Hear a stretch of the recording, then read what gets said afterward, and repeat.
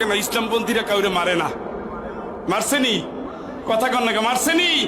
চাঁদা চাইছে, কারো বাড়ি দখল করছে, কারো ইট ভাটা কেড়ে নিয়েছে, কারো চিংড়ির ঘের দখল করেছে।